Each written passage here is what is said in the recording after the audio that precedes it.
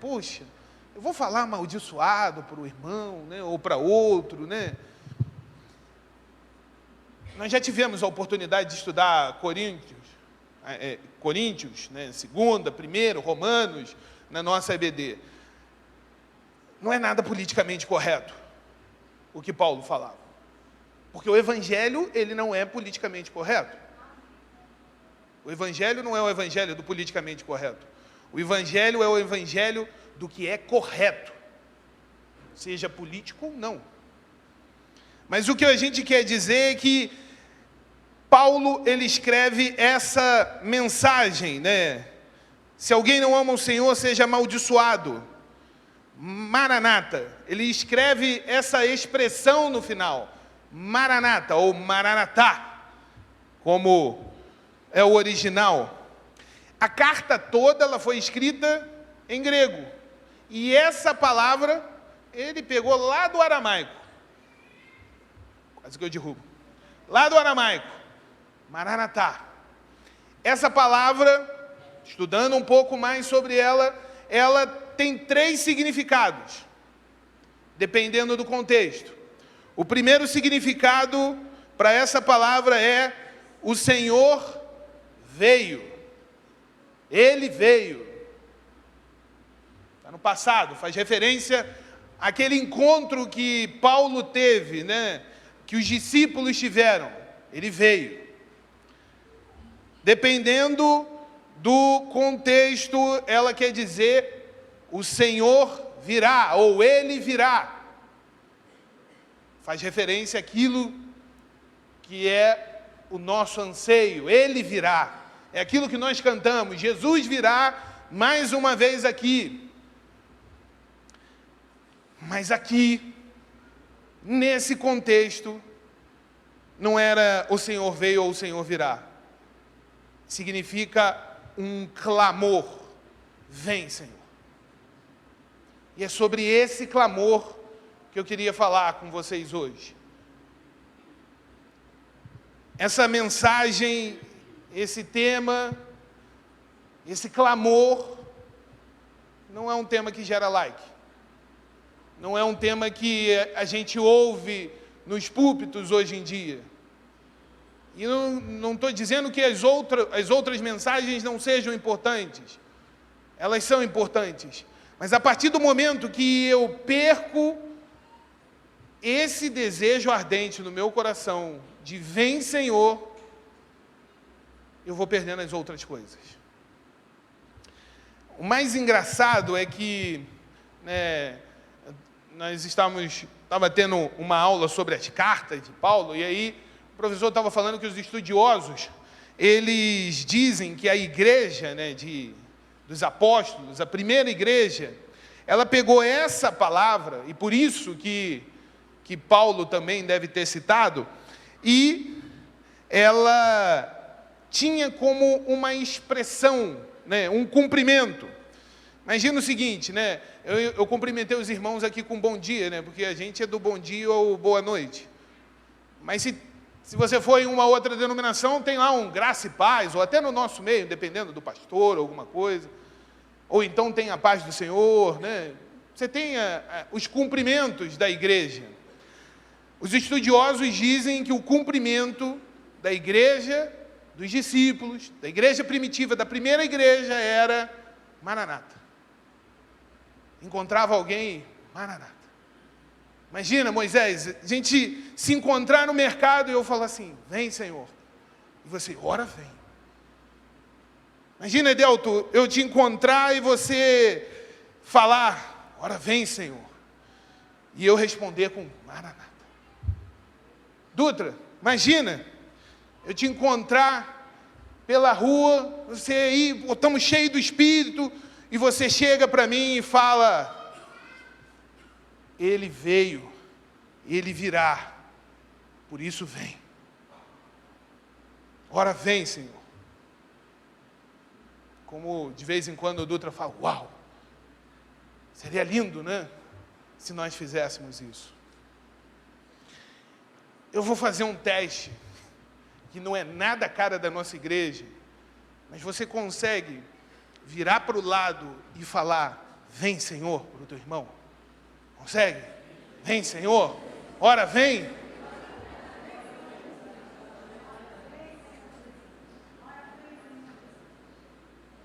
Foi difícil, né?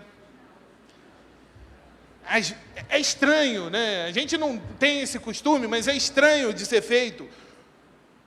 Mas não deveria ser estranho, porque essa tem que ser a nossa esperança. Amém? É a nossa esperança. Esse tem que ser o nosso desejo.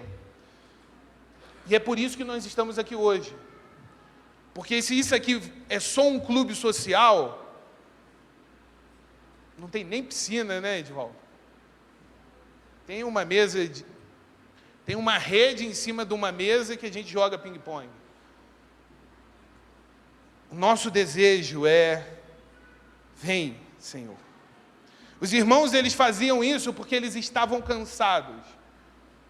Mas eles sabiam que Jesus era o descanso deles.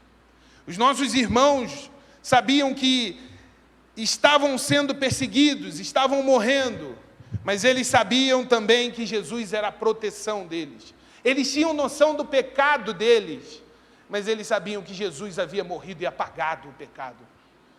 Tinha pago com um preço muito alto na cruz. E quando nós dizemos isso, nós estamos declarando, quando nós estamos falando como Paulo, vem, Senhor, nós estamos declarando para todos que o que pauta a nossa vida, a importância da nossa vida é que Jesus vai voltar. É a nossa esperança. É o que nós cantamos, e não cantamos da boca para fora. Ele virá. Então hoje eu queria entender junto com você sobre esse fundamento do Evangelho. Porque o fundamento do Evangelho, para nós, é Jesus voltará. E se esse não é o fundamento para você, provavelmente você deve estar com outro Evangelho, né? E não o Evangelho que nós temos. Porque se nós não entendermos sobre o retorno de Jesus, nós não temos clareza dessa boa nova. A primeira igreja tinha essa mensagem que era muito louca, né? A Bíblia fala, loucura. Jesus ressuscitou. Deve ser uma mensagem também difícil de dizer, né? Imagina, você encontrar e falar, pô, sabe aquele que ressuscitou? Uma mensagem difícil. Nós também temos uma mensagem difícil. Jesus vai voltar. E é difícil. O estilo de vida que a Bíblia propõe que tenhamos é um estilo de vida para aqueles que creem no retorno de Jesus. E aí o interessante é que Paulo, na sua carta aos Efésios, ele vai dar 3 ilustrações sobre a igreja. E a primeira ilustração que ele dá lá em Efésios 2 é que a igreja é uma família para Deus. A igreja é uma família para Deus. Nós somos herdeiros do dono do universo. Fomos feitos filhos por adoção através de Jesus, porque o Pai, o nosso Pai, Ele não quer uma instituição, Ele quer uma família.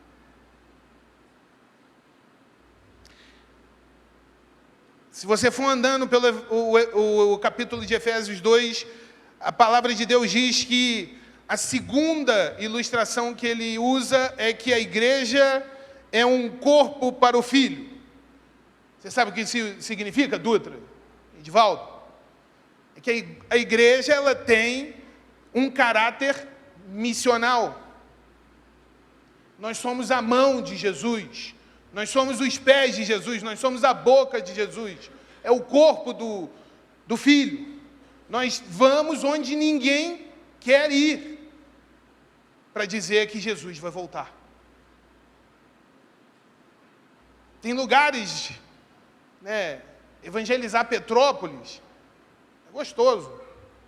Um clima que nem agora está ficando mais quente, mas um clima ameno, um lugar tranquilo.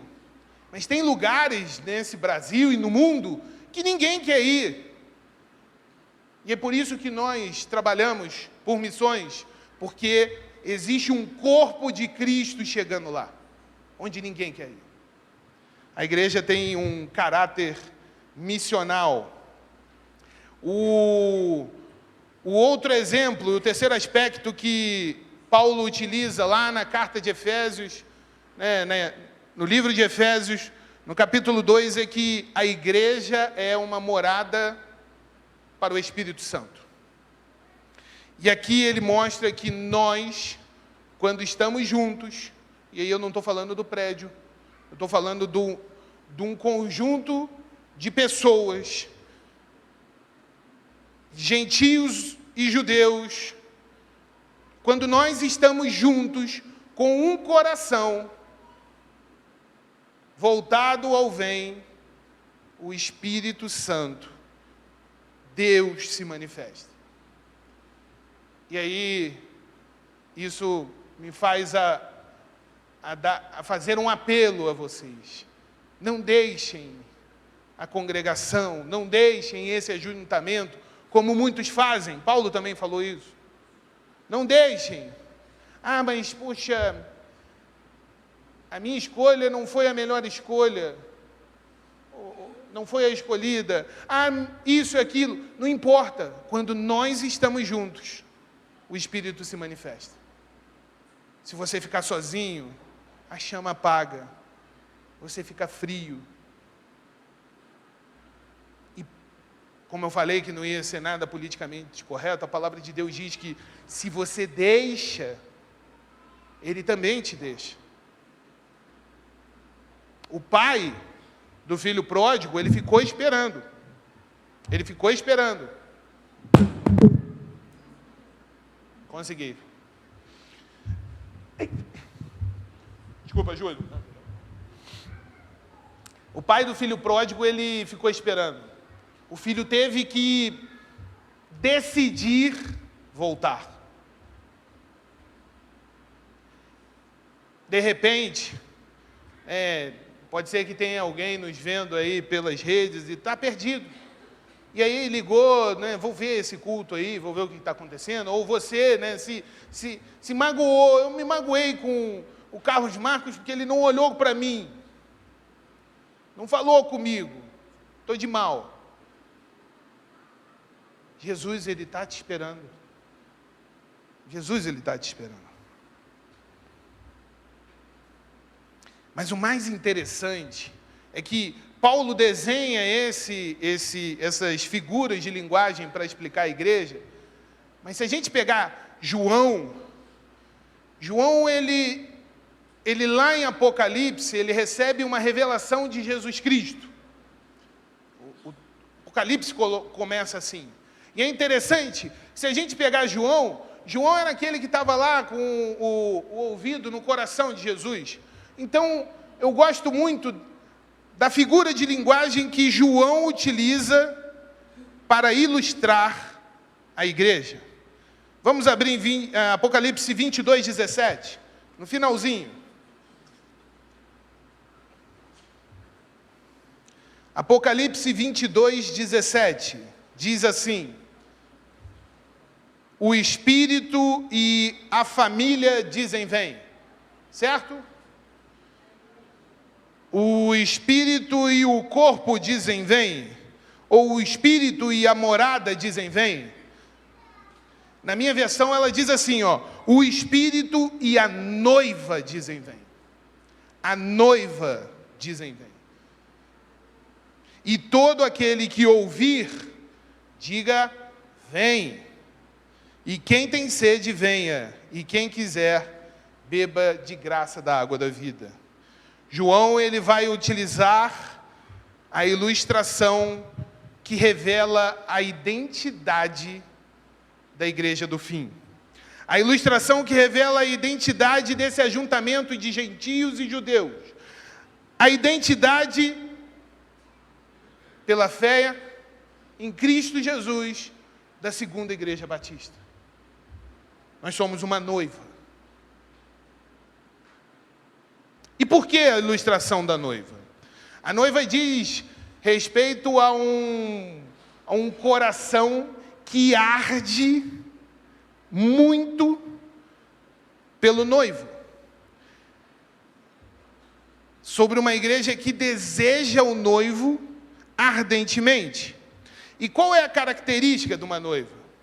Podia chamar até a Júlia aqui para falar que recentemente ela era noiva, né? Não é mais. Mas vê se não faz sentido, Júlia. Alguém precisava pedir para você ligar para o Davi?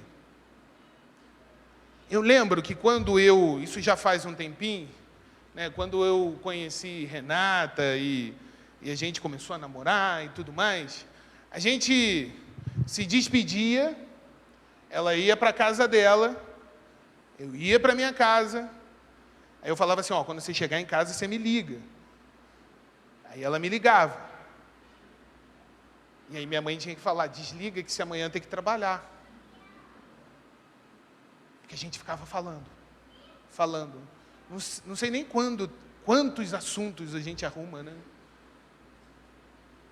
A noiva, o desejo da noiva, vê se não é isso, era que o dia do casamento chegasse. O desejo da noiva é pelo casamento, é pelo encontro com o noivo. E você não precisa ficar marcando hora para falar com o noivo. Por que a gente tem que marcar hora para orar? Eu estou no relógio de oração, são 30 minutos. Aí eu fico lá, Senhor, 29 minutos, acabou, 30 minutos, acabou a oração. Por que a gente tem que se esforçar para orar? Não deveria ser assim. A gente não precisava ter que se programar para orar, para conversar com o noivo. O desejo da noiva, e é por isso que João fala que a noiva é a igreja do fim, o desejo da noiva tem que ser, chega casamento, vem casamento. E aí esse desejo, quando nós temos esse desejo, ele é refletido em 3 coisas, 3 pontinhos que eu gostaria de que nós refletíssemos. O primeiro é que quando nós desejamos, quando esse desejo, Maranata, esse clamor, Maranata, esse clamor, vem Senhor, está no nosso coração, o medo é trocado pela esperança. Eu tenho um amigo que tem aí 2 anos, 3 anos de convertido, e aí no ano passado ele falou assim, Ramon, do meu trabalho, Ramon, eu vou ler a Bíblia toda. E ele começou a ler a Bíblia toda e aí compartilhava, né, do que ele estava lendo. Era bem bacana esse aspecto, né, ver, né, aquele que está com um desejo no coração. E aí ele chegou no Novo Testamento, ele chegou para mim e falou assim, cheguei no Novo Testamento. É legal ver isso, né, o pessoal, quando está com aquele primeiro amor, né, cheguei no Novo Testamento, mas eu estou com medo. Falei, está com medo por quê? Ele, porque daqui a pouco tem Apocalipse.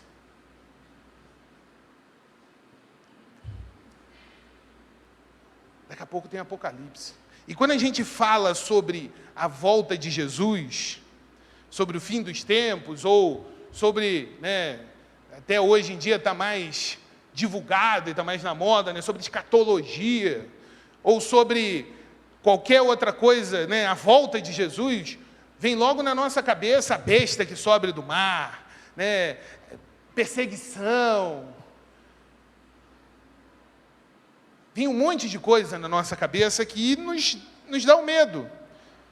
E aí Jesus, ele utiliza uma ilustração, né, e aí eu, abrindo um parêntese, né, uma vez, eu estava conversando com uma pessoa e ele falou assim, poxa, a gente não deveria ter tantas ilustrações numa pregação. Não foi daqui não, tá, irmãos? Mas não deveria ter tanta ilustração. Eu falei assim, joga a Bíblia fora, porque o que mais a gente tem é ilustração, né? Jesus, ele usava ilustração para tudo. A gente precisa, né, ter essa realidade. Mas Jesus, ele utilizou uma ilustração bem interessante para falar sobre esse momento do fim, que a gente tem tanto medo. E aí ele fala o seguinte, que quando chegasse o momento do fim, quando algumas coisas começassem a acontecer, esse seria o princípio das dores. E aí ele utiliza a figura de linguagem de uma mulher grávida, né? É o princípio das dores.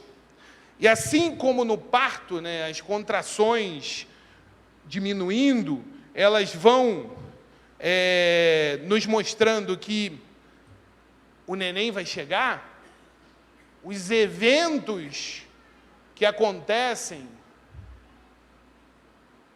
e que vão acontecendo em menor escala, vão anunciando para aqueles que têm ouvidos para ouvir que Jesus está voltando. Jesus vai voltar. Quanto menor tempo, mais perto está a nossa alegria.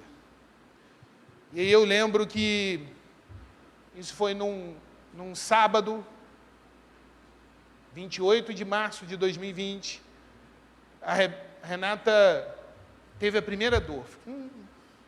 Mas a gente, uma dorzinha de leve, a gente pensou que era uma cólica. E no domingo ela continuou tendo essas dores, mas, poxa, faltava um mês para a Rebeca nascer. Não é a Rebeca. Quando acordamos no domingo, na segunda pela manhã, acordamos com a parte da cama dela molhada, a bolsa tinha estourado. E aí, Renata tranquila, eu não, né? Vai para um lado, vai para o outro, não tem mala, meu Deus, liga para o médico, não, fica tranquilo. O doutor Issal chegou e falou, não, fica tranquilo, vem aqui, eu falei, doutor, vamos para o hospital, não vem no consultório, vamos ver. E a gente desesperado, aquele medo, meu Deus, minha filha, um mês antes, medo, desespero, no meio da pandemia. E aí, se passam lá 3 horas de trabalho de parto, porque o doutor chegou e falou assim, não, acho melhor a gente tentar fazer um parto normal, porque vai forçar o pulmão. Eu falei, doutor, tira logo, não, ela vai sofrer, tadinha. Não. Aí, Renata com dores. E aí, de repente, né, chega o momento de dar lá anestesia, a anestesia ainda foi dada mais ou menos. Ela teve uma contração, vazou líquido da coluna. Meu Deus, deu a reação, começou a ter uns espasmos. Fomos para a sala de cirurgia. De repente, chegamos na sala de cirurgia, o médico vem com a Rebeca no colo. E aí um silêncio. Eu não ouvia mais nada, eu só via o rostinho da Rebeca. Um silêncio. Toda dor, se você perguntar para a Renata e para qualquer mãe, toda dor, ela é esquecida quando você pega o bebê no colo. Toda a nossa dor, ela vai ser esquecida quando nós estivermos com Jesus. É por isso que ele utilizou essa figura de linguagem. Tudo foi ofuscado porque a Rebeca chegou, tudo aquilo que a gente passou, passa e tem passado, não vai ser nada perto da glória do Senhor.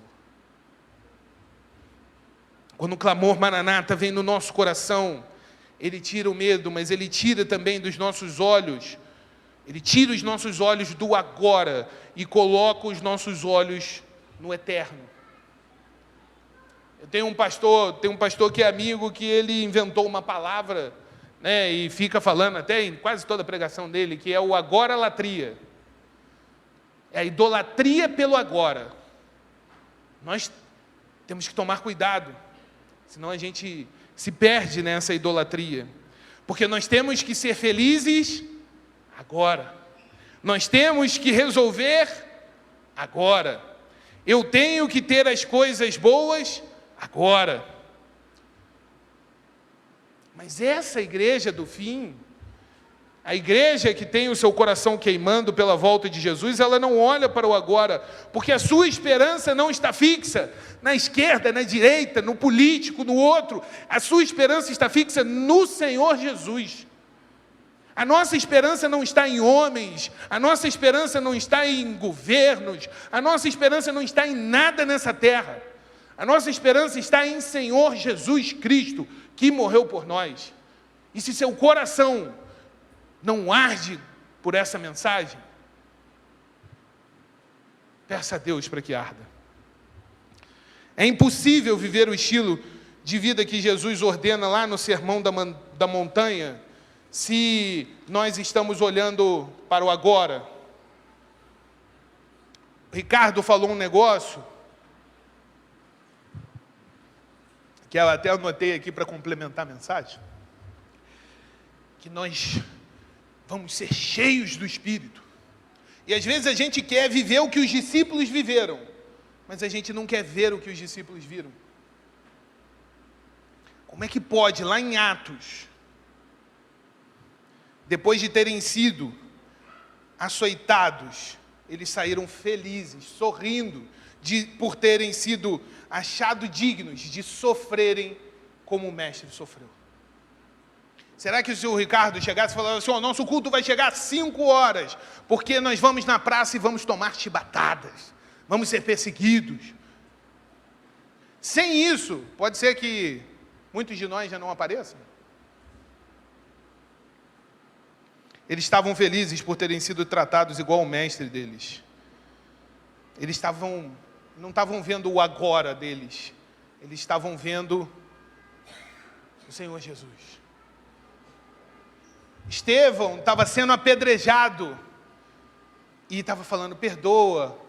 Porque ele não estava vendo as pedras, a dor que ele estava sentindo, ele estava vendo o céu aberto.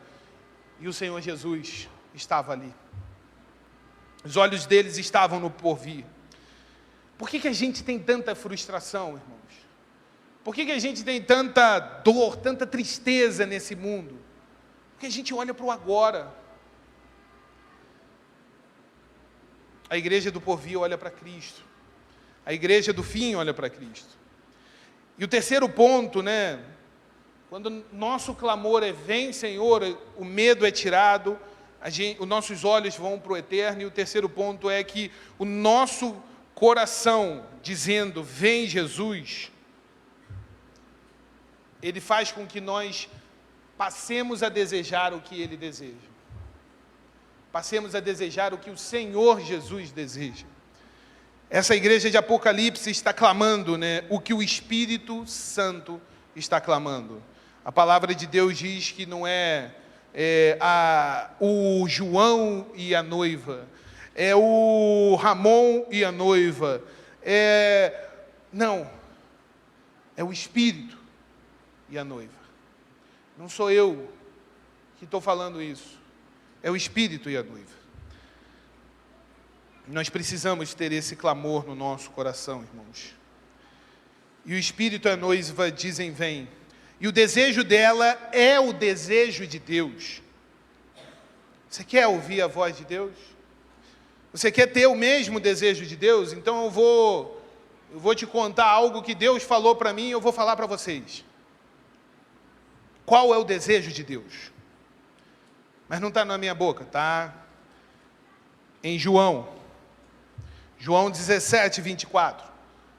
Porque se Deus quiser falar com você, Ele vai falar com você. Pode ser que fale através da palavra dEle aqui, mas não eu te disse ou algo desse gênero. A palavra de Deus diz o seguinte: Pai, o meu desejo é... E a gente deveria, só começando a ler esse texto de João 17, 24, a gente deveria silenciar tudo na nossa vida, porque aqui a gente está vendo Deus conversando com Deus, Deus conversando com Ele mesmo, expressando, deixando registrado para nós qual é o desejo dEle. Às vezes a gente ora, Senhor, eu quero fazer o que você quer que eu faça, qual o teu desejo? E o desejo dEle está aqui na palavra. Só que a gente não quer ler a palavra.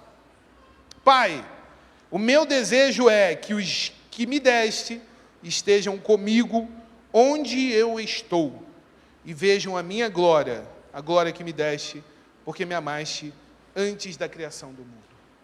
O desejo de Deus é habitar entre nós. De Gênesis a Apocalipse, o desejo de Deus é habitar entre nós. Por que nós não temos desejado isso? Uma vez eu estava falando né, conversando com os irmãos, e eu falei sobre isso. Nosso clamor deveria ser: vem Jesus. E aí, uma pessoa chegou e falou assim: ah, não oro por isso não, porque vai que ele volta para mim, né?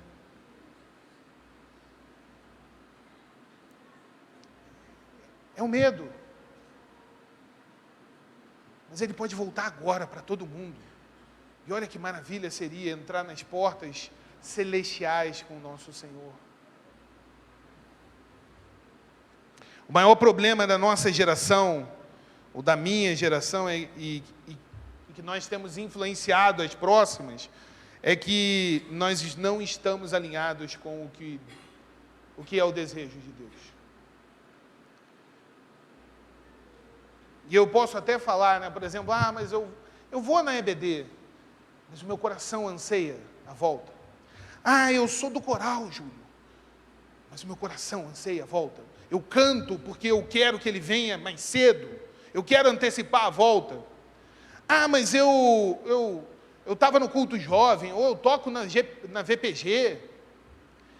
Vocês tocam na VPG, mas anseiam a volta de Jesus? Será que nós temos ansiado? Jesus entrou, já está finalizando, Jesus entrou em alguns lugares, irmãos. Teve um lugar que Jesus entrou, chamado Betesda.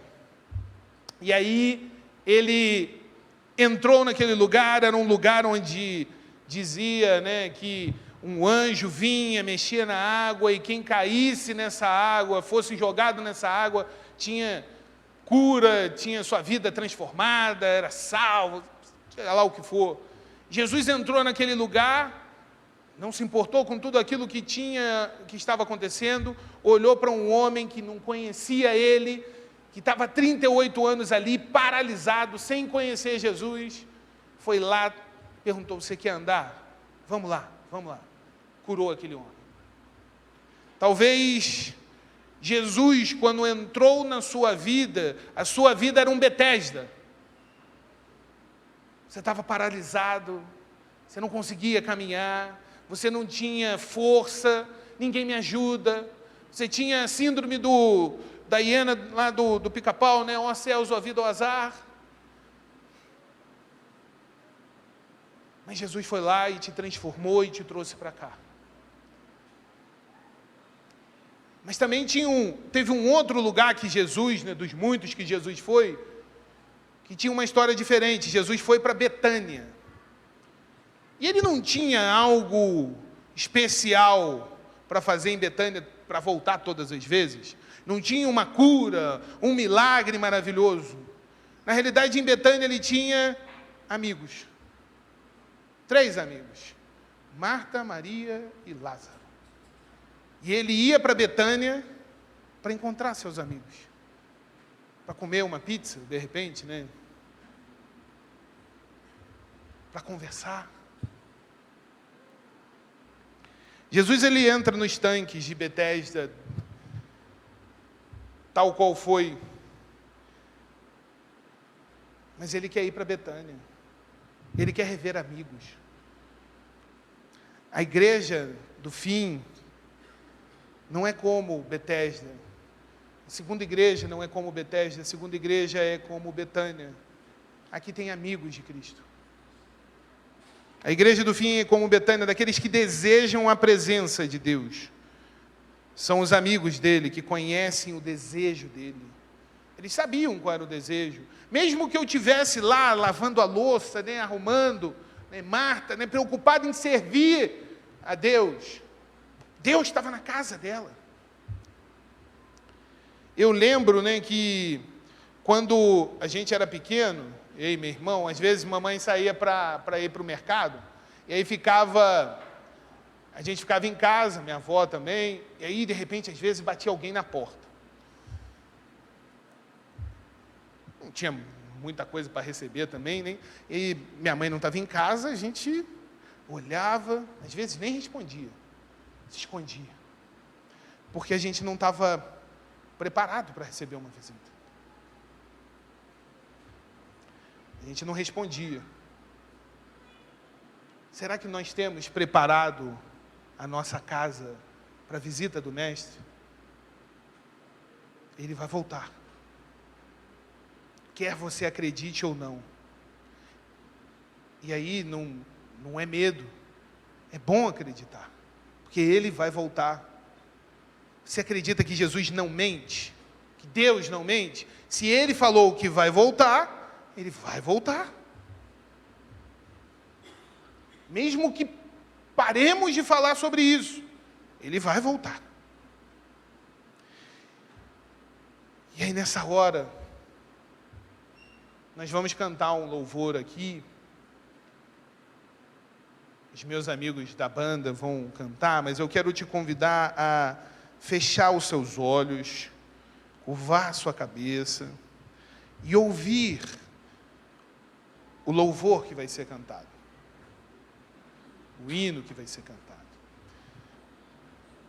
Porque no término desse louvor, já vou dar um spoiler, né?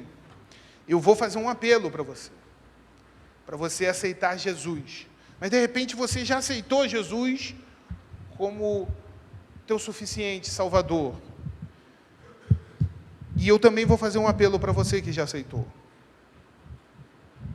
Para que no final desse louvor você esteja, e eu vou lembrar, porque a gente esquece, mas para que você esteja aqui à frente conosco, para que nós oremos juntos, para que o nosso clamor, o nosso coração seja: Maranata, vem Jesus. E aí você tem duas opções: continuar deixando a vida te levar, e só Deus sabe para onde, ou levar a sua vida para o altar de Deus, trazer a sua vida para o altar de Deus, para que você anseie a volta de Jesus.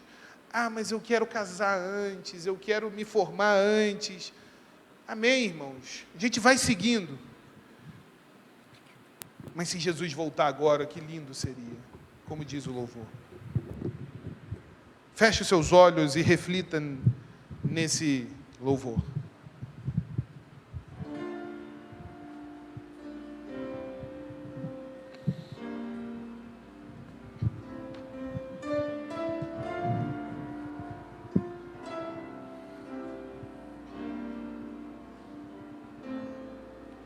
Além do rio azul, as ruas são de ouro e de cristais. Ali tudo é vida, ali tudo é paz, morte e choro. Nunca mais tristeza e dor, nunca mais.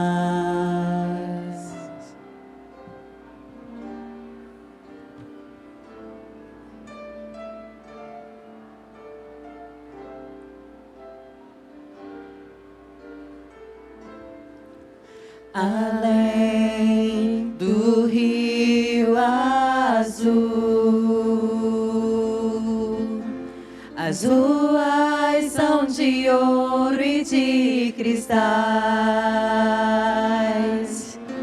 Ali tudo é vida, ali tudo é paz, morte e choro. Nunca mais tristeza e dor, nunca mais verei o grande rio da vida, claro como o cristal. Verei a face do meu mestre querido. Não haverá mais noite ali, não haverá nenhum clamor. Verei os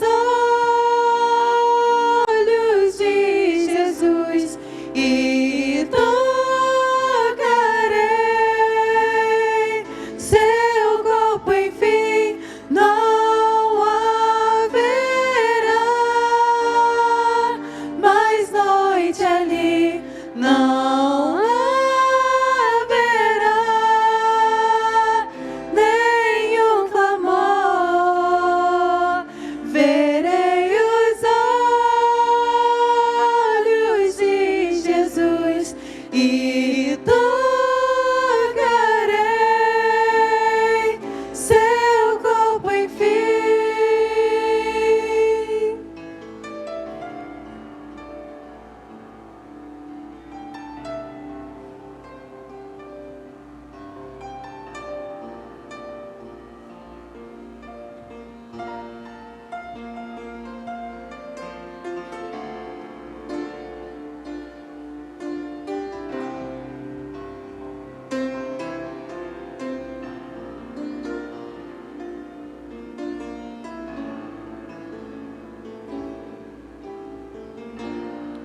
As nações andarão em sua luz e as portas jamais se fecharão. A cidade é de ouro puro, de jaspe é seu muro, além do rio azul. Morte e choro, tristeza e dor, nunca mais, nunca mais. Morte e choro, tristeza e dor, nunca mais, nunca mais. Morte e choro. Se você anseia por esse lugar que não tem morte, não tem choro, Nunca mais. se levante de onde você está. Ah, mas o meu coração já queima por Jesus. Vamos incendiar esse coração por Jesus. Caminhe, um ato simbólico, esteja diante do altar de Deus, para que o Senhor, Ele reforce essa mensagem da volta do Senhor no seu coração. Morte e choro, tristeza e dor, nunca mais, nunca mais. Não haverá mais noite ali, não haverá nenhum clamor. Verei os olhos de Jesus e tocarei seu corpo, enfim. Não haverá mais noite ali, não haverá nenhum clamor. Verei os olhos de Jesus e tocarei seu corpo, enfim.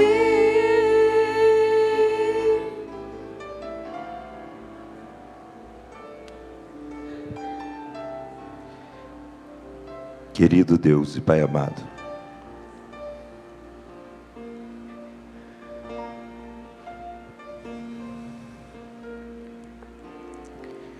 muito obrigado, Senhor,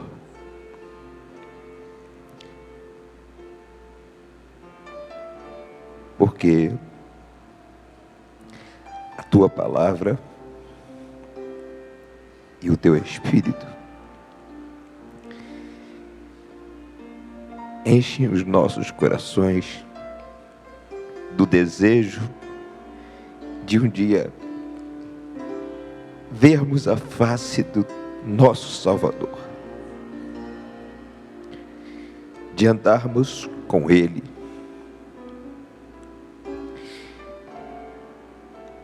contemplarmos a Tua face, querido Deus, e vivemos contigo para sempre.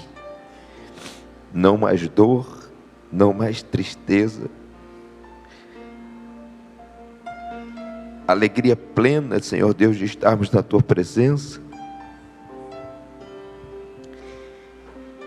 e de recebermos tudo aquilo que com certeza receberemos, Senhor Deus. Muito obrigado pela paciência, pela bondade, pela longanimidade do Senhor para conosco. Muito obrigado, Senhor Deus, pelo Teu amor, que entregou o Teu Filho, Senhor Deus, para pagar pelas nossas culpas.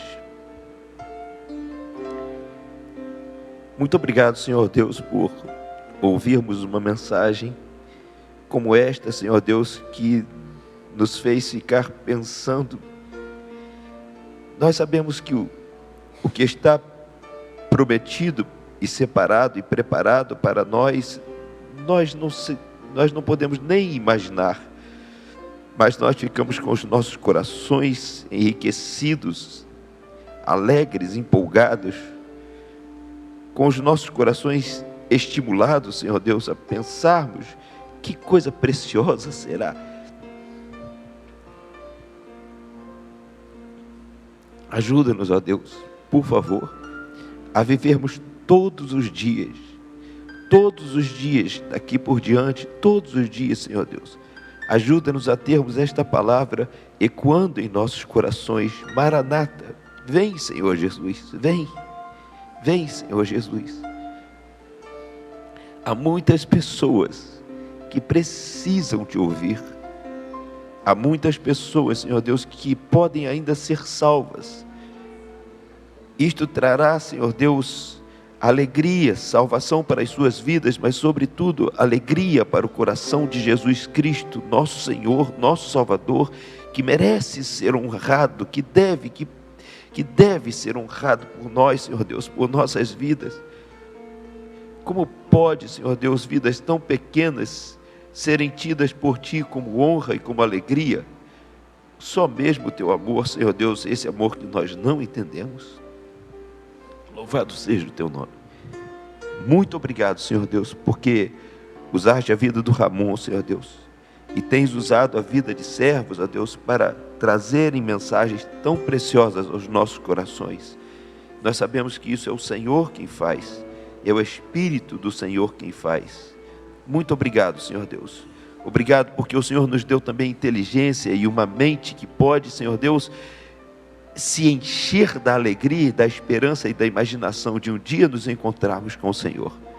Por isso nós oramos no nome santo do Teu amado Filho Jesus Cristo, nosso querido Salvador e Senhor, querido Deus. Amém.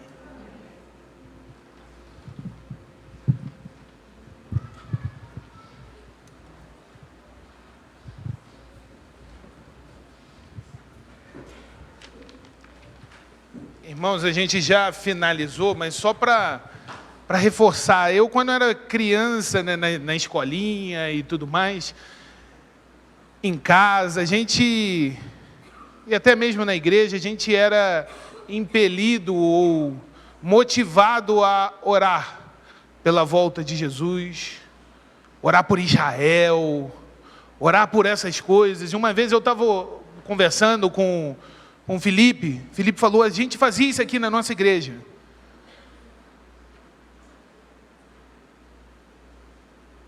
Que a gente possa voltar a fazer.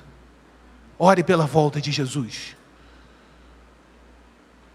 Ore pelo povo de Deus.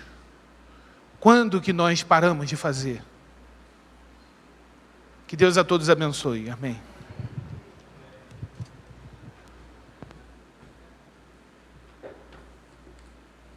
Irmãos, eu prometo que serei bem breve, mas nós não poderíamos terminar o culto dessa manhã sem que nós fizéssemos um reconhecimento para umas pessoas muito, muito especiais, para cada um de nós, para a nossa igreja. No primeiro domingo de março, os batistas comemoram o Dia da Esposa de Pastor. Então, rapidamente, eu gostaria de chamar todas as esposas de pastor aqui presentes para estarem aqui à frente, que nós queríamos fazer um breve reconhecimento a cada uma de vocês. Até mesmo aquelas esposas cujos maridos já não se encontram mais no nosso meio, mas elas continuam sendo esposas de pastor.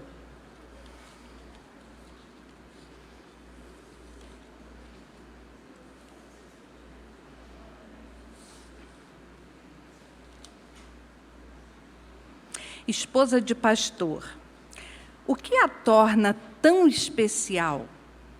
É uma mulher como tantas outras crentes no Senhor. Ama, sofre, suporta, age, reage. É rainha como Esther, dotada de beleza e sabedoria. No lar é como Débora, levantada para ser a mãe de sua família. Protege os seus filhos como Joquebede. Possui o temor de Deus como as parteiras hebreias. Uma mulher com a humildade, insistência e fé da mulher cananeia. E como Raabe, não esconde a sua fé. É generosa como a pobre viúva, persevera em oração como Ana e é paciente como Isabel. Mulher que tem o bom entendimento de Abigail e goza da hospitalidade acolhedora da sunamita. Mulher que toca a orla do manto de Jesus, esperando um milagre, e é obediente como a viúva de Sarepta. Tem a firmeza e o respeito de Sara, a fidelidade da virtuosa Ruth, e é forte e decidida como a bem-aventurada Maria. Mas ela é especial porque teve um chamado igual ao de Raquel e deixou de pastorear as ovelhas de seu pai para casar-se com um pastor das ovelhas do Senhor. Para viver ao seu lado no campo todos os dias, para amar e ser amada, para bendizer e ser bendita entre as mulheres. Como Raquel, tem bons e maus momentos, fraquezas e limitações, necessitando muito de amor, compreensão, paciência e, principalmente, oração, para que a cada dia possa crescer mais e mais, sendo esposa de pastor. Queridas, a gente quer nesse breve e simples reconhecimento agradecer a Deus pela vida de vocês. E eu gostaria de chamar o irmão Carlos Marcos para estar orando, agradecendo a Deus pela vida dessas irmãs. Logo após a oração, a Bia vai entregar uma lembrancinha da nossa igreja para cada uma de vocês.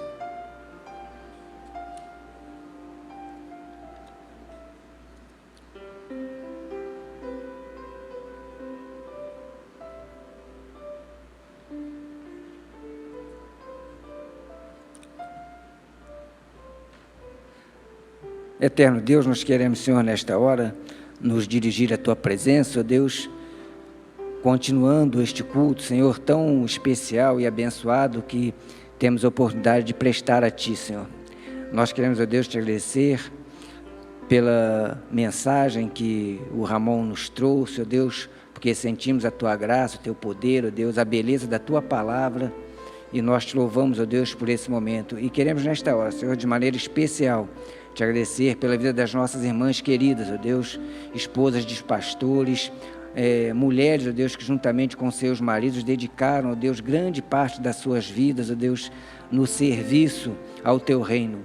Te agradecemos, ó Deus, porque são exemplos, ó Deus, para os quais podemos olhar com segurança, ó Deus, porque vemos na vida dessas irmãs queridas e de tantas outras que passaram por aqui, a Tua bondade, ó Deus, a expressão do Teu amor para com a Tua igreja e para conosco, Senhor.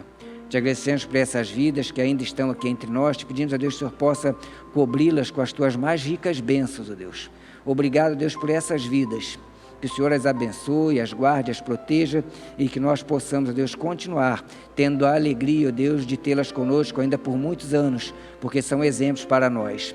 Obrigado, Senhor, por tudo. Recebe a nossa gratidão, abençoa a tua igreja, o teu povo, ó Deus, os teus filhos. Nós te oramos em nome de Jesus. Amém, Senhor.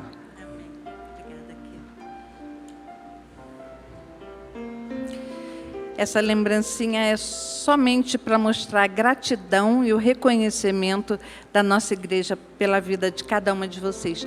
E eu vou chamar o Douglas aqui rapidamente, que ele também tem algo bem importante para dizer na manhã de hoje. Irmãos, bem rápido e objetivo. Ontem, 2 de março, é o dia de oração pelos filhos de pastor. A gente sabe que a família do pastor faz com que ele tenha um ministério abençoado. Precisamos orar pelos filhos de pastores. Mesmo aqueles que já se foram, os filhos precisam das nossas orações. E eu queria convidar rapidamente aqueles que são filhos de pastor, aqueles que nunca deixaram de ser filho de pastor porque o pai já está na glória, que estejam aqui à frente, o mais rápido possível.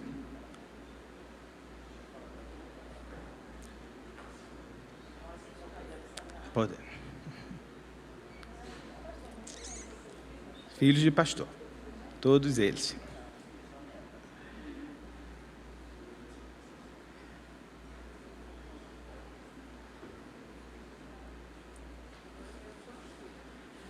Irmãos, esses são os filhos de pastor e acredito que tem outros faltando aqui. E eu gostaria de fazer um movimento aqui na igreja, para que cada irmão possa orar por esses irmãos.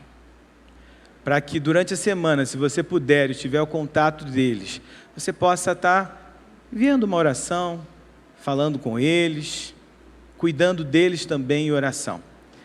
O tema desse ano da nossa convenção é Vivamos o Verdadeiro Amor. A gente não falou muito sobre isso aqui na igreja esse ano, mas esse tema tem tocado o meu coração. Porque viver o amor é perceber o outro, é perceber aqueles que fazem parte da nossa igreja.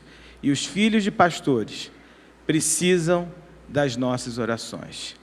Eles são bombardeados todos os dias, porque o servo do Senhor está lá, falando da palavra de Deus. E eles também são servos de Deus e precisam também. E precisamos cuidar dessas vidas. Vou estar orando nesse momento e logo após daremos a continuidade ao culto.